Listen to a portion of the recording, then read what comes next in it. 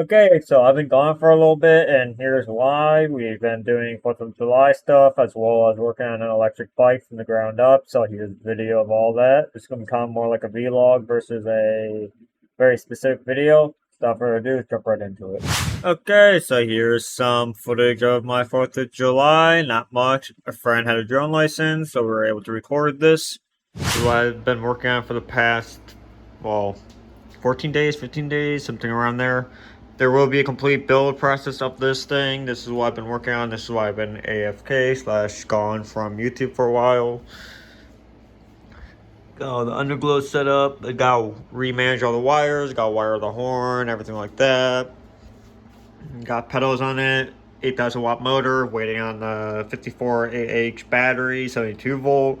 That'll go in here, and then I'll mount that probably up in here. I don't know yet. Depends on how much battery space I have. Interior lights too. Lights all in the back. 150 amp speed controller. 550 pound spring.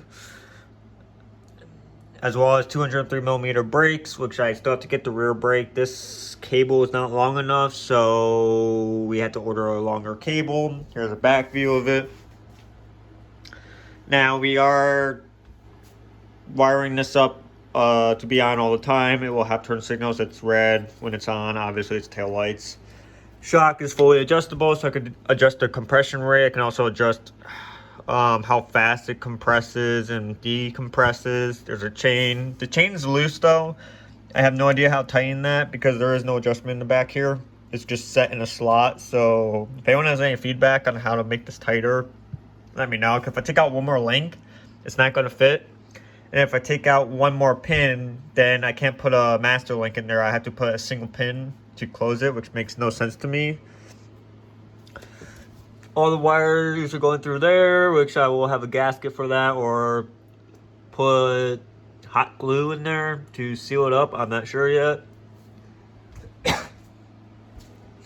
These are 26-inch tires. Here's the front brake, front four piston, or yeah, it's a 4-piston brake setup. I have reflectors all around this thing. This way I'm more visible at night. These reflectors as well. Leave a link to that in the comments below. I also have a fish aquarium sensor in here, which people may be very confused on why I have this. So this is going to be set up on this bike so I can monitor the battery temperatures, as I have seen batteries randomly spontaneously combust or just catch fire in general. So I'm wiring this up so I have real temperature measurements of the battery at all times. That way if it goes above, I'm assuming the operating range is around 90 Fahrenheit, but I'm not 100% sure. So if it goes up to like 100 or something, I can just stop the bike, let it cool down. If it's getting hotter, I can get off the bike and get it to a safe distance. I don't know how that's going to work. If anyone has any knowledge on that, let me know in the comments below what normal operating range for a battery is. We also have a temperature gauge up here and pressure gauge for the tires. That way if we get a flat tire or for whatever reason the tires are getting hot, we have real-time data. So front wheel is 68, which is accurate because the AC unit is in the front of the house.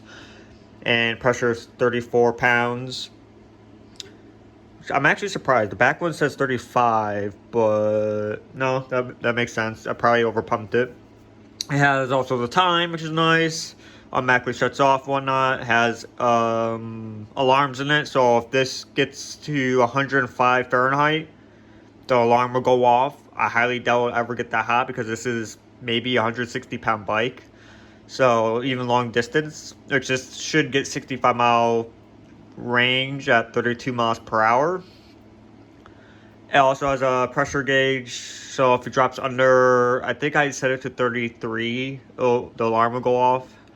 But this is just redundancy. I'd rather be safe than have no protection. It's probably overkill. I probably don't need this. I probably don't need this, but why not, since it's a deluxe bike? I think I spent like $8,000 in total on this bike build.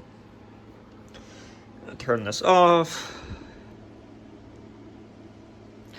So we have our controls here. So this will be the on button. I think this is to step up, step down the gears.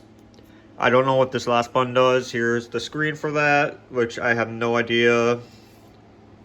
what it will tell me. I don't know if it's just going to tell me how much volts it's pulling, how fast it's going, or the distance. I don't know what the speed controller monitors. Here's my headlight button, turn signals, my horn, which I have a car horn installed in there, full twist throttle. Horn is right here. This is a car horn that I installed onto it, and it has a gap in between so it won't hit the rear fork. That's not to wire all this stuff. This is the speed controller stuff. And then here's the kickstand, which the kickstand I had to jerry rig with 2 nuts super glued in to get at the right length. Otherwise it was like kicking out to here and it was way too far.